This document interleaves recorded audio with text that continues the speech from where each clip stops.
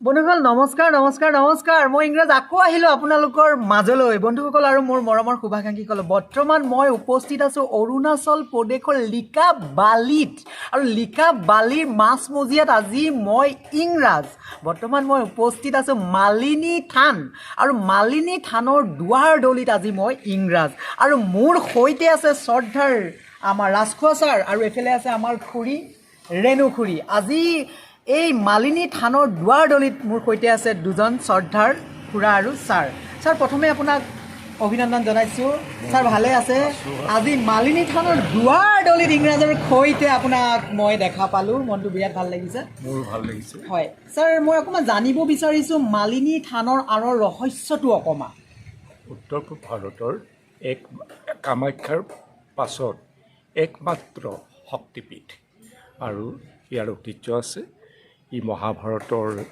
যুগৰ বুলি পণ্ডিতসকলে ধাৰণা কৰে বা কয় যেতিয়া সতীৰ মৃত্যু হৈছিলে সতীৰ মৃত্যুৰ পাছত শিৱই যেতিয়া সতীক কান্ধত তুলি গোটেই দেশ গোটেই পৃথিৱী ভ্ৰমণ কৰি ফুৰিছিলে তেতিয়া তাৰে এটা খণ্ড ইয়াত পৰা বুলি বিশ্বাস কৰে গতিকে সেইফালৰ পৰা শক্তিপীঠ আৰু অন্যহাতেদি কৃষ্ণ আৰু ৰুক্মিণী কৃষ্ণই ৰুক্মিণীক যেতিয়া শদিয়াৰ পৰা হৰণ কৰি লৈ আহিছিলে আহোঁতে শদিয়াৰ পৰা আহোঁতে ইয়াতেই এই শক্তিপীঠটোৰ ওপৰত আৰু এভাগ ঠাই আছে তাত জিৰাইছিলে জিৰাওঁতে কোনোবা এগৰাকী মালিনীয়ে সা শুশ্ৰূষা কৰিছিলে নীতি মাৰিচি কৰিছিলে সেইকাৰণে সেইগৰাকী মানে মালিনীৰ নাম অনুসৰিয়ে এই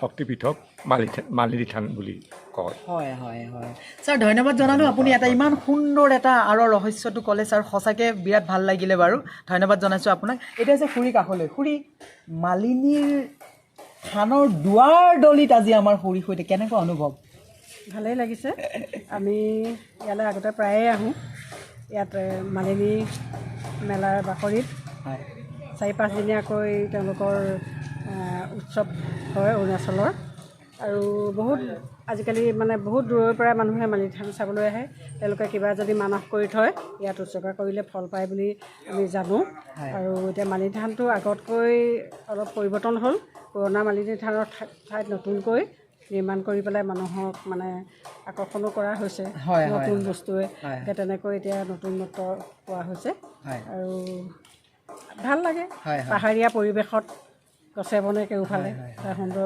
সুন্দৰ পৰিৱেশত ইয়ালৈ মানে ইয়াৰ পৰা মানে আপোনাৰ চিলাপথাৰ পৰা লিকাবালিৰ এই মালিনী থানলৈ কিমান দূৰত্ব এইটো প্ৰায়ে কোনোবাই 6 কিলোমিটাৰ কয় 7 কিলোমিটাৰ কয় কিন্তু জনামতে 7 কিলোমিটাৰে হয় ইয়াৰ ভিতৰত সোমাবৰ কাৰণে এনেকুৱাতো হেৰি নাই কাৰণ আমিওতো সোমালে একো পাছ চাছ লোৱা নাই তেনেকুৱা কিবা আছে নেকি এনেকুৱা ভিতৰলৈ যাবলৈ লাগিছিলে এতিয়া হয়তো এতিয়া বন্ধ কৰি ৰাখিছে নেকি এনেই উৎসৱ পাৰ্বণৰ সময়ত তেওঁলোকৰ পৰা এইটো পাৰ্মিশ্যন ল'ব লাগে হয় নে নাই ঠিক আছে বন্ধুসকল আৰু মোৰ মৰমৰ শুভাকাংক্ষীসকল আচলতে দুজন শ্ৰদ্ধাৰ ব্যক্তিৰ পৰা আপোনালোকে শুনা পালে মালিনী থানৰ আঁৰৰ ৰহস্যটো আৰু বন্ধুসকল আহক এতিয়া আমি মন্দিৰৰ ভিতৰৰ পৰিৱেশটো আমি চাওঁ আহক মালিনী থান বৰ্তমান অৰুণাচলত অৱস্থিত অসমৰ ভৌগোলিক পৰিসীমাৰ ভিতৰত নপৰিলেও ৰাজ্যখনৰ ধৰ্মীয় সাংস্কৃতিক পৰিসীমা এই স্থান আগুৰি আছে বৰ্তমানৰ ধেমাজি জিলাৰ চিলাপথাৰৰ পৰা প্ৰায় 8 কিলোমিটাৰ উত্তৰ অৰুণাচলৰ চিয়াং পাহাৰ লিকাবালি মহকুমাত চিয়াং পাহাৰ আৰু ভৈয়ামৰ সীমাত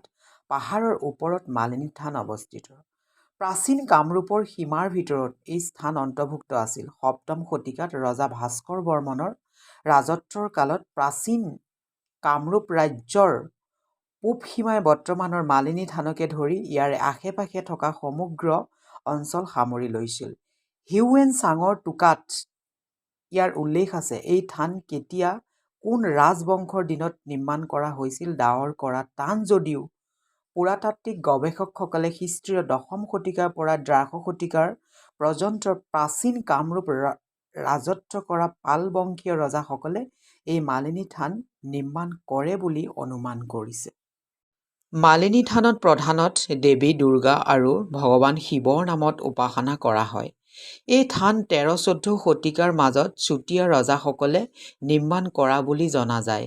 এই থানৰ লগত ভগৱান কৃষ্ণ আৰু ৰুক্মিণীৰ নামো জড়িত হৈ থকা দেখা যায়। কাহিনী অনুসৰি কৃষ্ণ আৰু ৰুক্মিণীয়ে বিবাহৰ পিছত এই ঠাইলৈ আহে।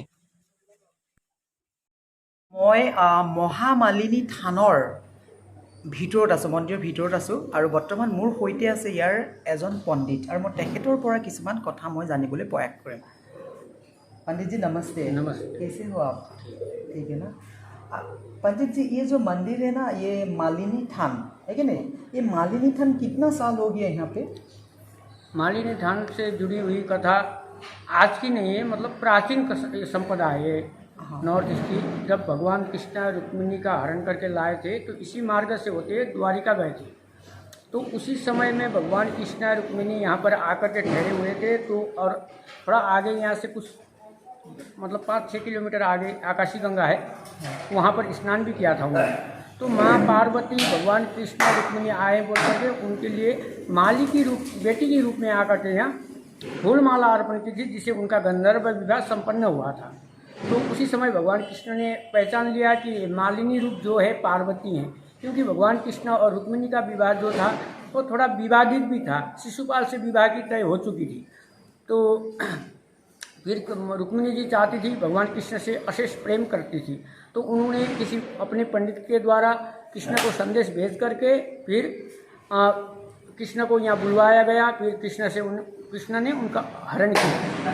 तो उस कारण सारे देवी देवता अपने अपने सहयोग प्रदान कर रहे थे। तो उस तह में भगवान शंकर जी और माँ पार्वती जी भी यहाँ अपना डेरा डाले हुए थे। तो उसके बाद में माली के रूप में आकर के मालिनी नाम पड़ा उनका।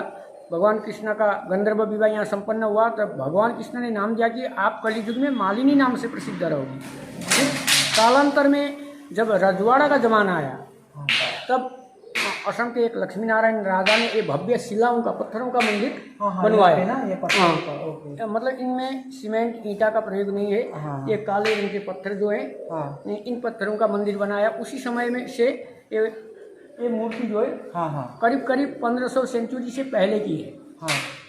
तो उस समय जो भी यहाँ के आबादी थी होगी, जैसे भी लोग रहते थे होंगे, उस समय इनकी मान मर्यादा का हिसाब से जो मंदिर का ढांचा है अब अवशेष है जो गिरा हुआ, उस ढांचा से मालूम होता है कि यहाँ भव्य मंदिर हुआ करती थी, लोग भी आते थे होंगे। फिर कालांतर में भूमिकंप में कब ढह गया पता नहीं। अनुमान लगाया जाता है कि नॉर्थ ईस्ट का भूकंप जो 1950 का जो बड़ा अर्थक्वेक था, उसी समय में ज़्यादा क्षति पहुंची होगी। उसके बाद में फिर किसी आर्मी अफसर को सपने में हुआ, माँ ने सपना दिया कि मैं पड़ी हुई हूँ, मुझे उद्धार करो। फिर उन्होंने उसके बाद में इस मंदिर परिसर की सर्वे की, तो अपने यूनिट के साथ में, तो उन्हें मूर्ति के अवशेष मिले। तो मूर्ति को पुनर्स्थापित करके एक छोटा सा आकार में मंदिर को स्थापित किया। तो उस समय से 1952 से यहाँ नियमित पूजा पाठ होती रहती है और सारे भक्त लोग आते रहते हैं। मन्नतें भी हैं उनकी, जो भी मांगते हैं वो पूरी होती है। तो उसके बाद में ये नया स्ट्रक्चर आप देख रहे हैं, ये तो जीर्णोद्धार करके पुनर्बनाया गया, अभी 2 साल हो रहा है। पंडित जी यहाँ पे मेरा और एक क्वेश्चन है, यहाँ पे जैसे कुछ ऐसे बार है क्या, जे उस बार में लोगों आने के इस मंदिर का मतलब बेस मतलब डे है, उसमें लोगों आके भगवान को पूजा करे, ऐसे कुछ स्पेशल डे है क्या? मतलब ये जो पार्वती का फेक्ट है, ये माँ पार्वती और लक्ष्मी सरस्वती 3 से नवदुर्गा बनती है। तो ये पार्वती और फेक्ट है जो महिषासुर मर्दिनी 10 भुजा वाली दुर्गा जी है।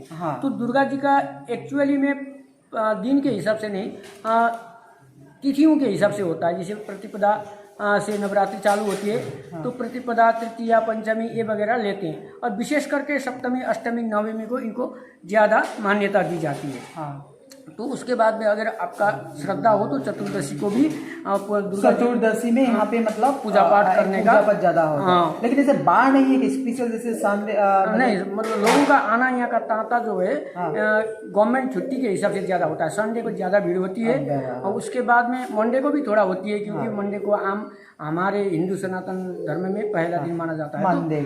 उसलिए भगवान शंकर जी का भी मंदिर होने के कारण ये मंडे को भी होता है। पर अधिकांश छुट्टियाँ जैसे बीहू हो गया, कोई पर्व हुआ, नवरात्रि हुआ, दीपावली हुआ, विशेष करके मकर संक्रांति, इनमें ज़्यादा भीड़ होती है। वैसे यहाँ नॉर्थ ईस्ट के मौसम के कारण भी दिसंबर से लेकर के दिसंबर, जनवरी, फरवरी इन महीनों में ज़्यादा भक्तों का यहाँ समागम रहता है। ओके